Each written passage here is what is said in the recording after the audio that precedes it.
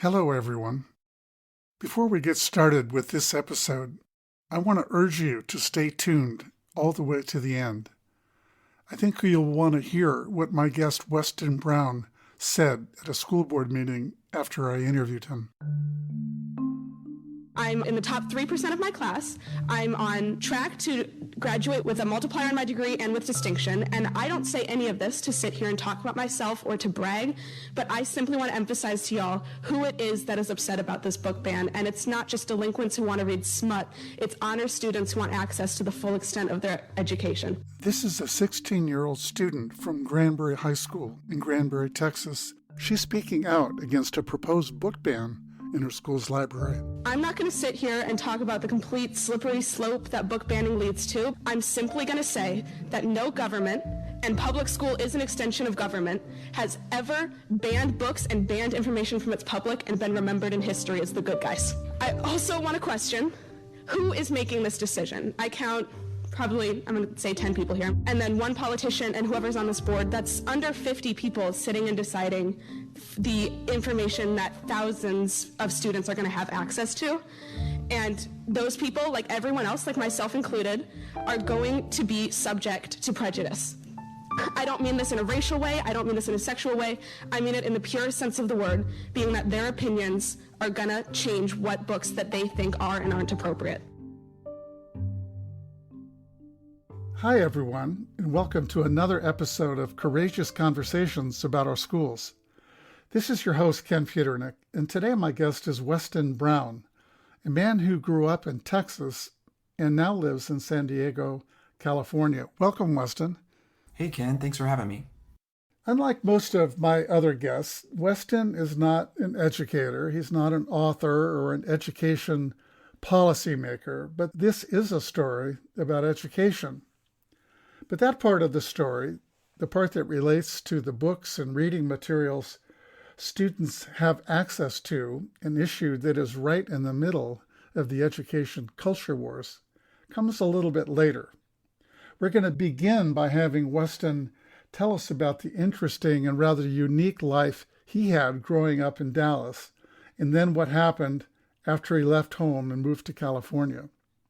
Weston, you were a student, of course, but you didn't attend public schools in Dallas, isn't that right? Yes, Ken, that's correct. I grew up in the Dallas suburbs, have 8 younger siblings, and in a lot of ways, I'd kind of describe my childhood as normal. I have a lot of memories riding my bike through the neighborhood, going for a run, playing with my siblings, going to the park. But kind of where it's different is my parents believed in homeschooling. So from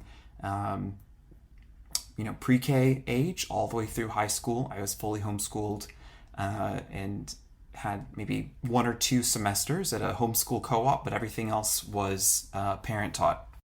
And did you have access to the internet? Did you go to the library? Did you have a big collection of books at home? What was your so-called classroom or your homeschooling classroom like? Yeah, so it's funny, I kind of look back at it and realize at the time of being homeschooled, I truly enjoyed it very much.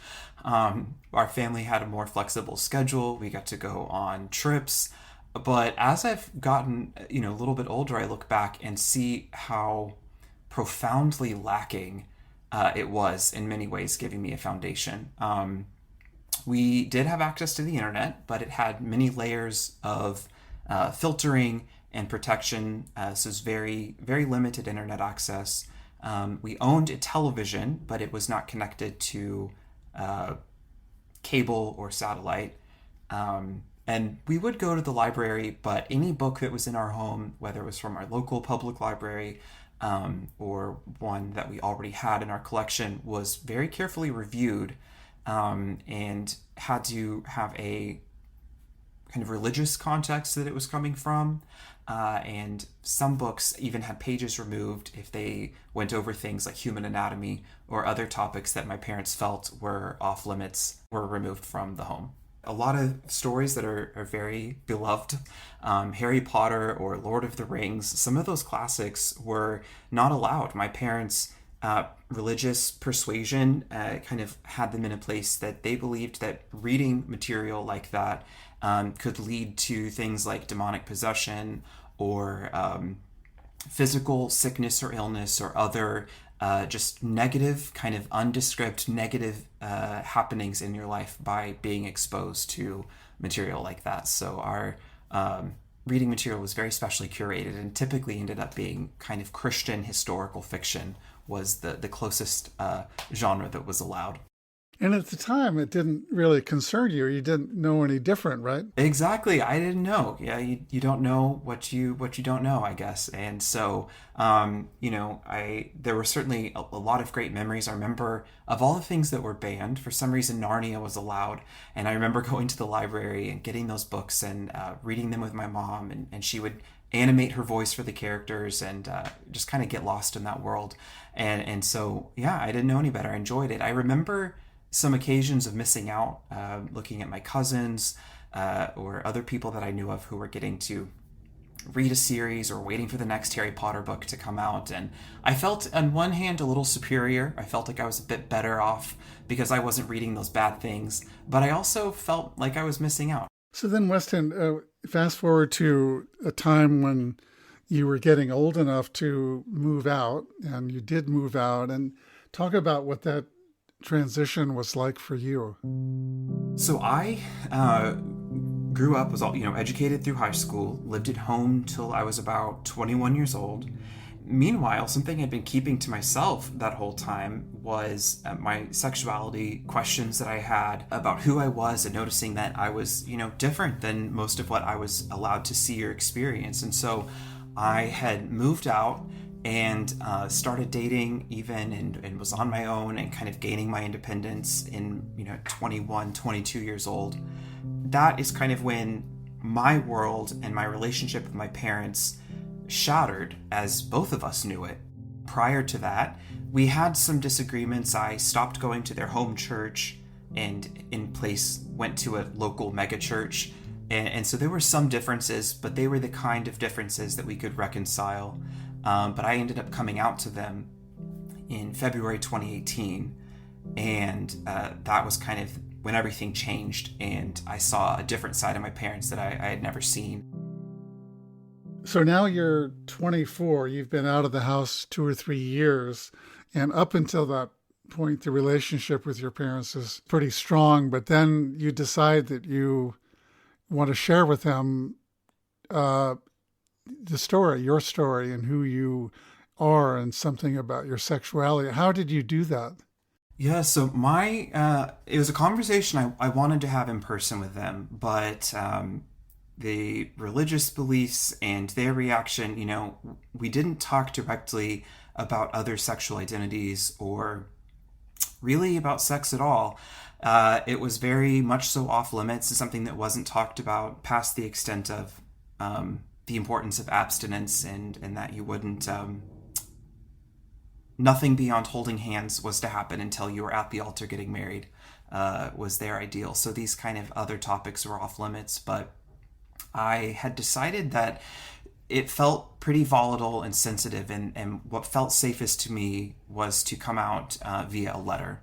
So I wrote them a letter in February 2018, and one of my best friends was there. We read it together and hit send and just sat in a moment of time stopping for a few minutes, but was quickly followed by one of the most kind of euphoric, freeing, peaceful feelings I've ever felt in my life.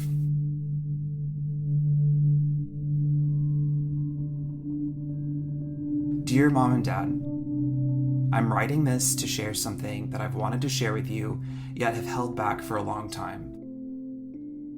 I believe honesty has incredible value no matter the outcome, which has led me to writing you today.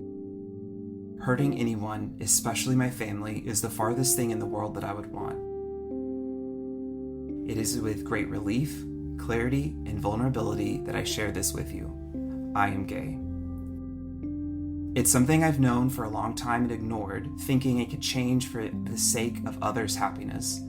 I'm happy to say I've arrived at a place of peace and confidence in my heart where I realize of all my shortcomings and flaws, being gay is far from one of them. My heart is full of love for you both, along with each one of my siblings, and I'm filled with many happy memories and gratefulness for the experiences I've had growing up. I realize your heart desires the best for each of us, and that brings me peace no matter the differing perspectives or beliefs we may have. Everything you know about my character, hopes, aspirations, and heart is true. I'm experiencing the brightest, most freeing feelings I ever thought possible. I pray you receive this with an open mind, and I understand this may mean a goodbye for now. I'm here and love you each very much, and through whatever this may bring, my hope is it can mean something beautiful. With much love, Weston.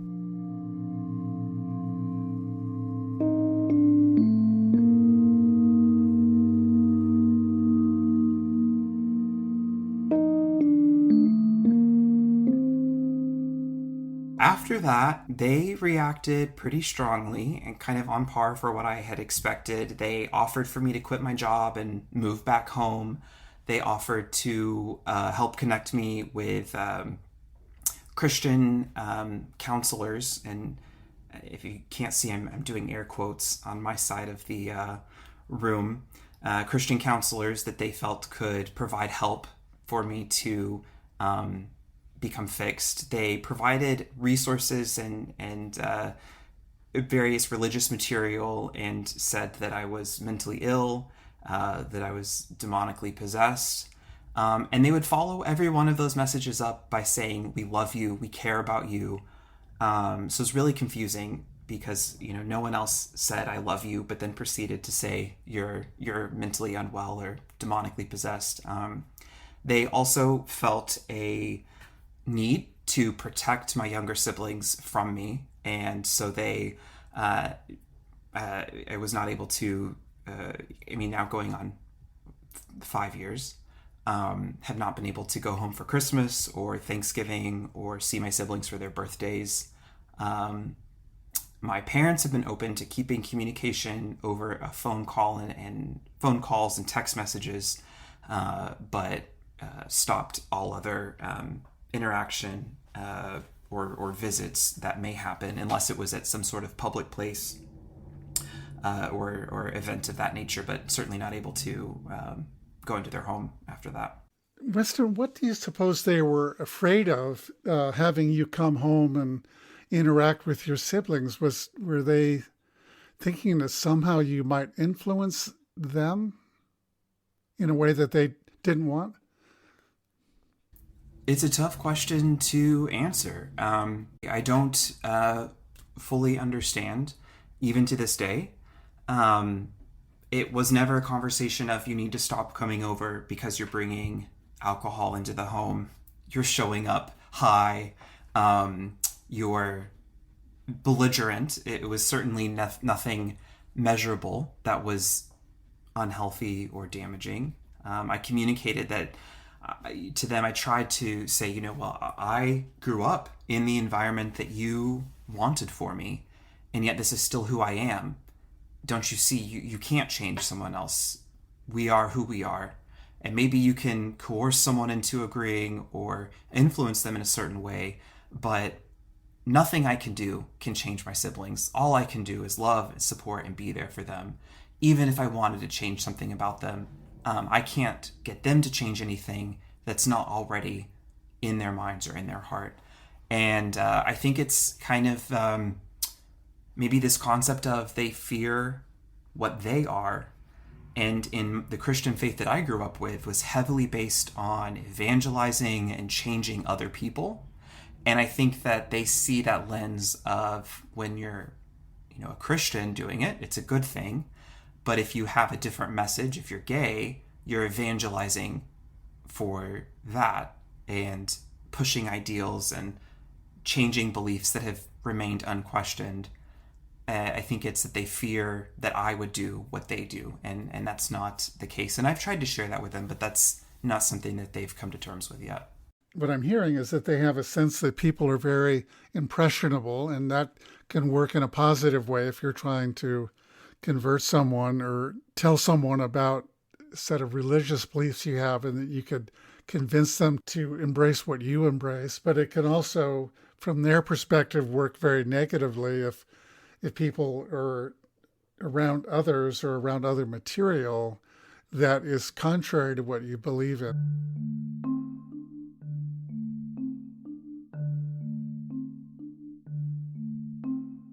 Now, several years have gone by since you shared that letter, and the relationship with your parents is now, for the first time, pretty strained now that they know about your sexuality. You don't have a lot of contact with them. And then somehow you find out about and you see your mother in a video, and your mom is addressing a school board in Dallas.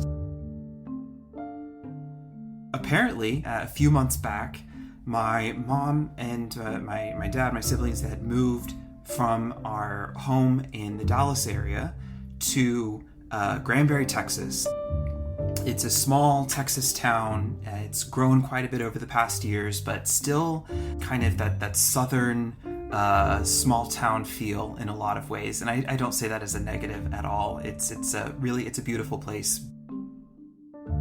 And somehow, over the course of time, my mom began getting more involved in education. She found herself as the director of a small Christian school there, private Christian school. And at some point, that turned into taking more interest in public education. And she started coming against books that were in school libraries and began to say that they contained pornography and other topics that were just obscene and inappropriate for children. There's a video that was her speaking to a school board meeting, and I came across it on Twitter and was kind of shocked to see, oh, this is my mom right here on Twitter. I think you ought to have people of good moral standards, people in the community that maybe even are voted on. You don't have to have these ultra controversial books in your library. And literally you have thousands of books. So what harm is it to let go of some of them? And that's all I have to say. Thank you, Ms. Brown.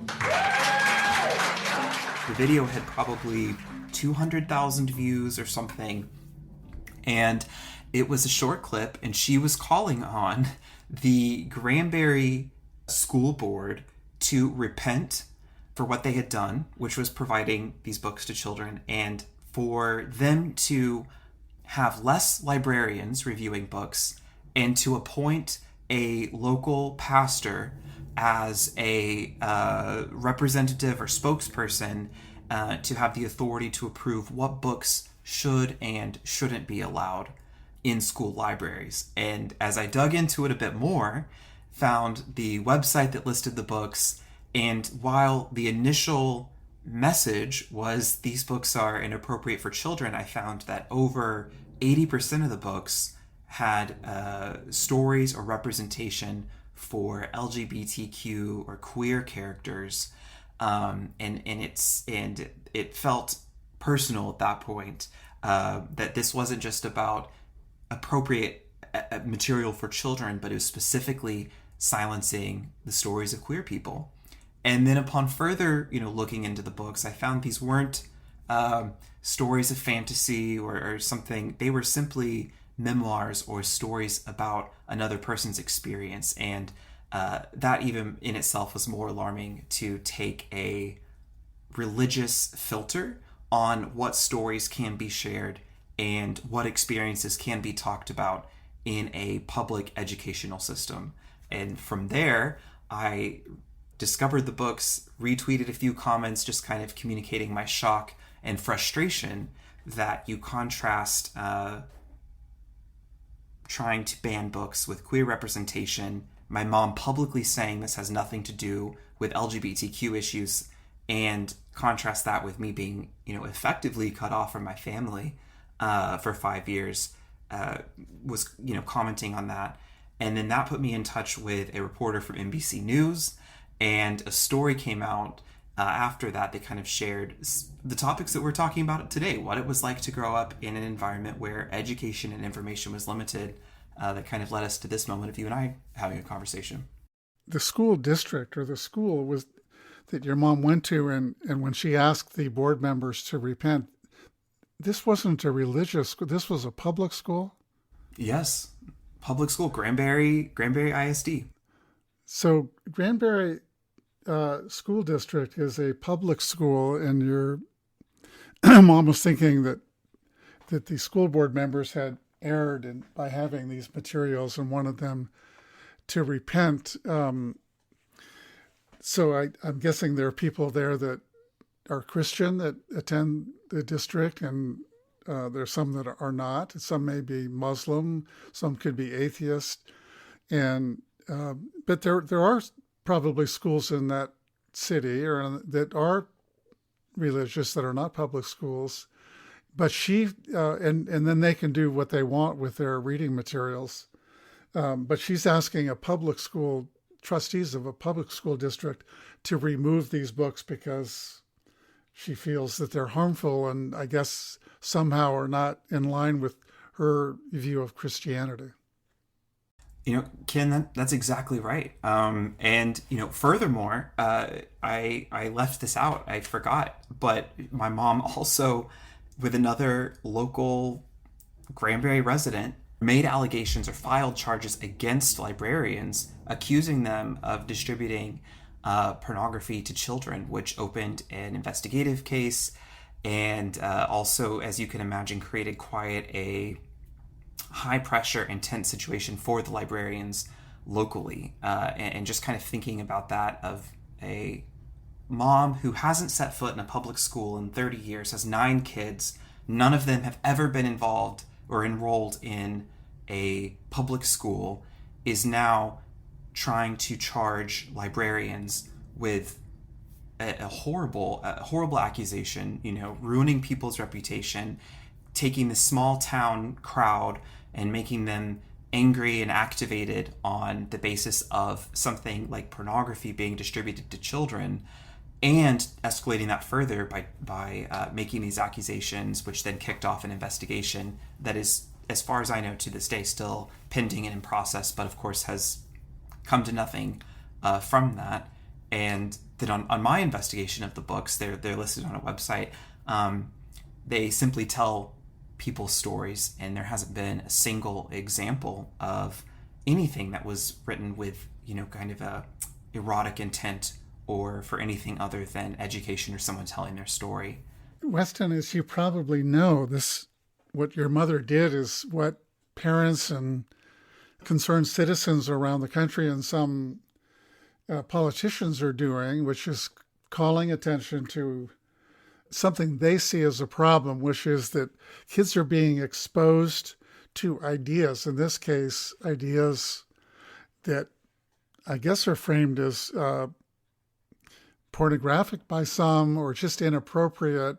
And the concern is that somehow exposure to these ideas, exposure to different gender and sexual identities will influence the people that see and read those things, that will cause them to rethink their identity. I don't want to say choose a different lifestyle, because as you said before, it wasn't a choice on your part. Your being gay wasn't a choice, but just exposure to these things will somehow influence them. I'm just wondering, what would you say to those people who were concerned about that?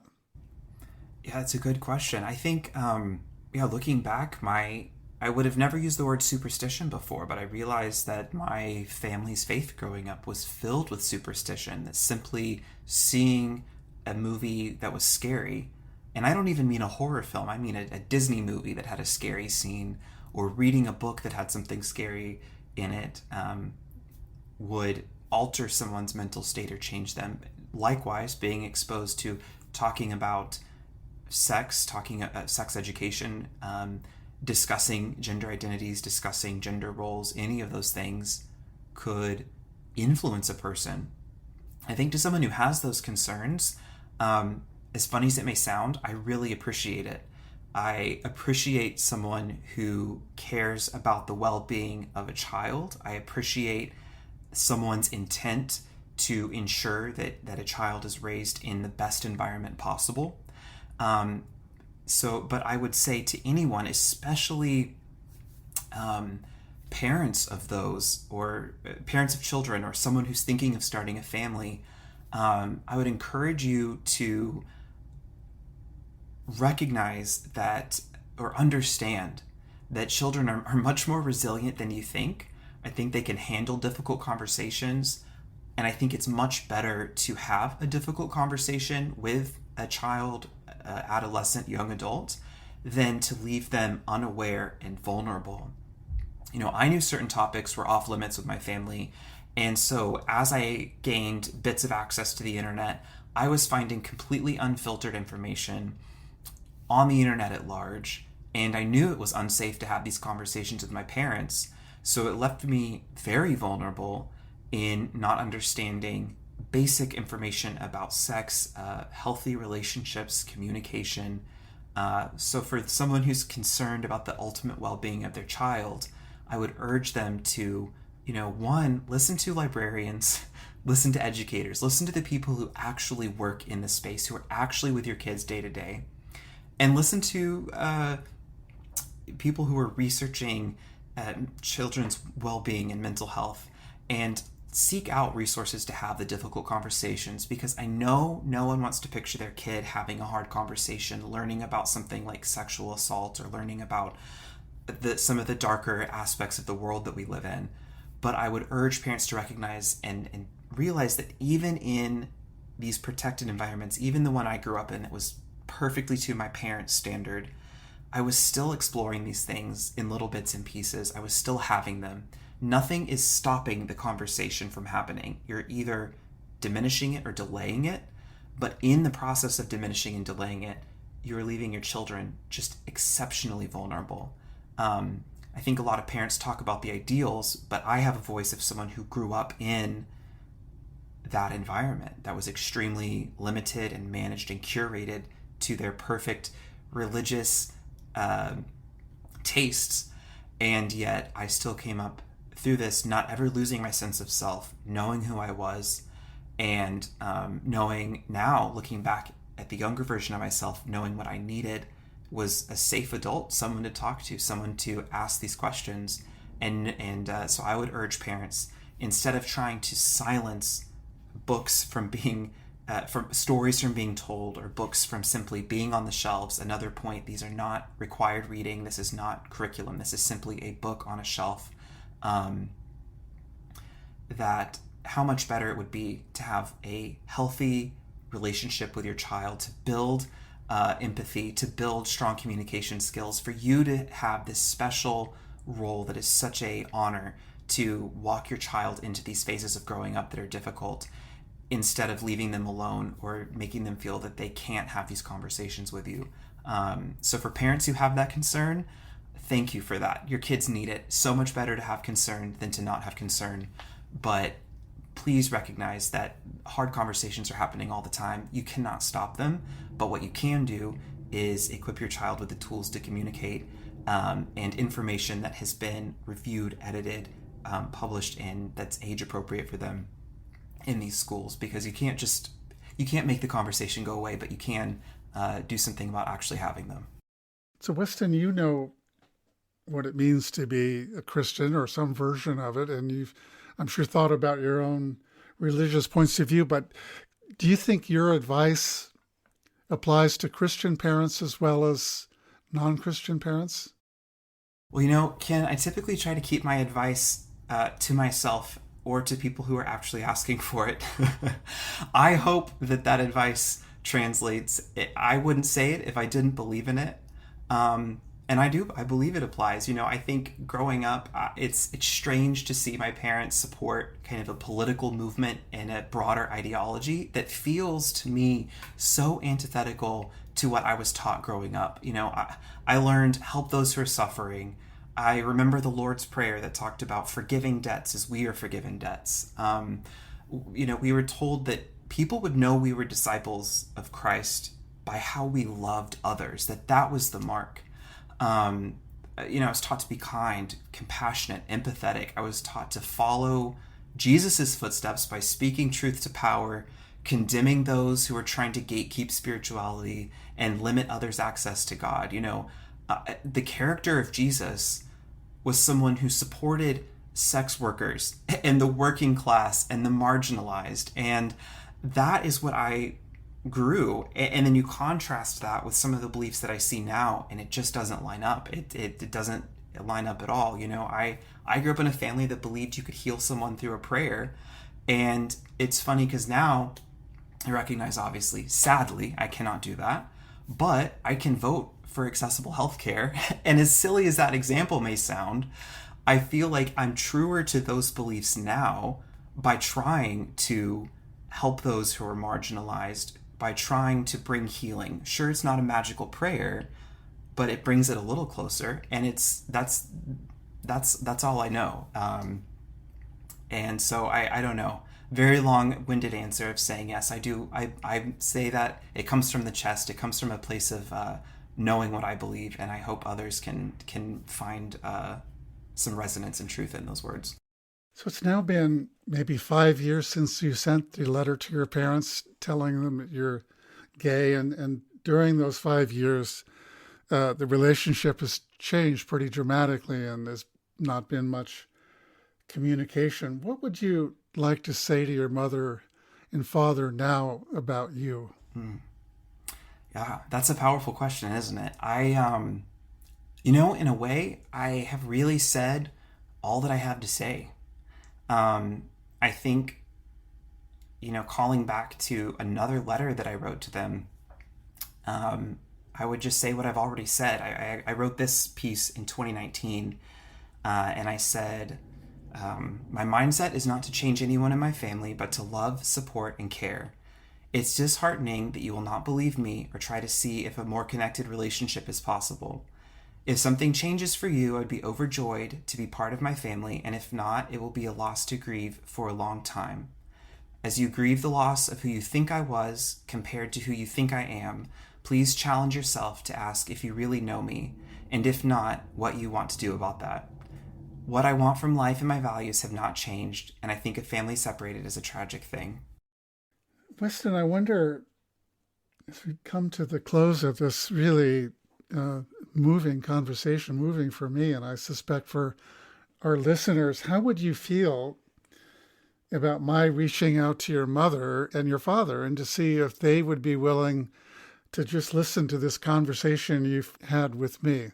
I would encourage you to do it. I think a story is more impactful the more sides that are told, and I think it's in my effort to say that these books should belong and that stories should be told. I think it's in the nature of that to give everyone a chance to say their side to it. So I think it's a good idea.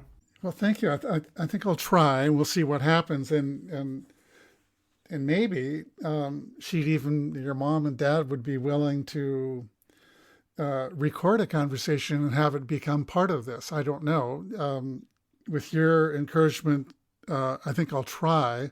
Part of what I'm doing with this podcast, Courageous Conversations About Our Schools, we say on our website, we're turning down the volume to see what happens. And so my goal in speaking with your mom would not be to try and change her point of view. It would be to try to understand what she's doing and to listen to her reflect on what she heard you say about you as a person, you as a gay man, and you as a former student, and now someone who's reflecting on your own education, and now being concerned about what public school students, how they're affected by the kinds of policies that she would like to see adopted in a public school system, and just to allow her to share with me her perspectives. And then that, I think, would be enormously interesting to me. And I think it would be to our listeners. I think it would all give us insight into where people are coming from, and people that I assume deeply love one another, but who aren't talking with each other right now very much. I agree. I think it'd be very powerful. Yeah. Well, Weston, I really want to thank you for being part of Courageous Conversations About Our Schools. And thanks for having the courage to share your personal and moving story, and for helping us think about the books and the other materials that students, and in some ways the children of parents, should have access to. Yeah, so I am very grateful to be a part and appreciate your time, Ken. Thank you.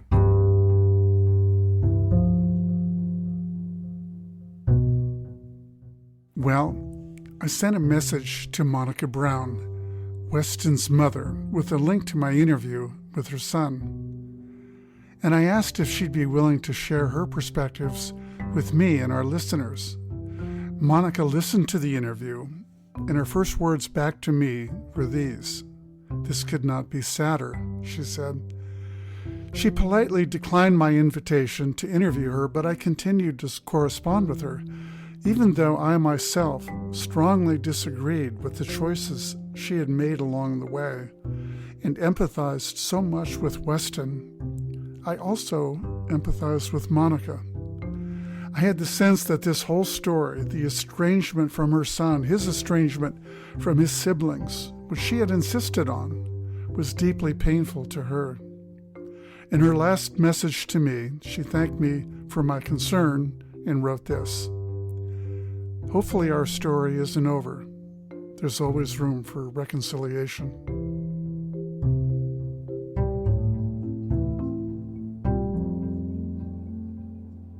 Now I have another update to this story. Sometime after I interviewed Weston, he traveled from his home in San Diego, California, to Granbury, Texas, where he shared his perspectives about book banning with the city's school board members. This is the same board that Weston's mother, Monica, had pleaded with months earlier to remove books from the school's library. Hello, everyone. My name is Weston Brown. I was born and raised in Texas, and am grateful for the opportunity to speak here tonight. A few months ago, I saw my mom, Monica Brown, standing at this podium calling for the removal of books and asking for the school to follow the guidance of a religious leader to determine what information students can access. From a young age, I was taught to give a voice to people who were disregarded, elevate the marginalized, and love my neighbor. Today, I strive to be the person I needed when I was young, someone who would stand up, speak out, and protect the kid that felt alone. Growing up, we read the Bible cover to cover from the earliest age I can remember. We repetitively read graphic depictions of sex, violence, genocide, sexual assault, and incest.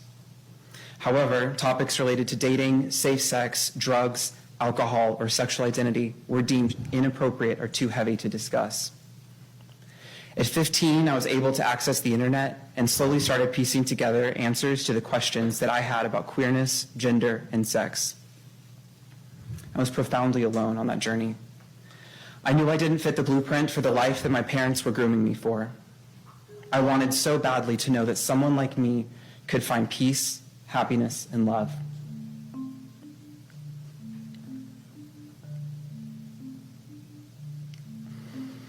I would have given anything to read a book with a character that felt the feelings I felt, ask the questions I couldn't ask, and learn the lessons that I needed to learn. It's been nearly 5 years since I came out to my family.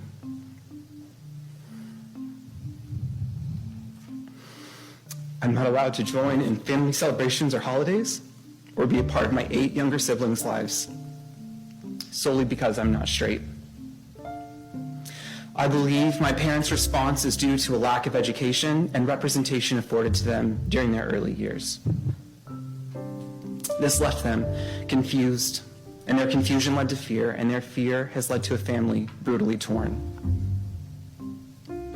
I'm here today to implore you to listen to librarians, educators, and students, not those speaking from a religious perspective or at the bidding of a political group.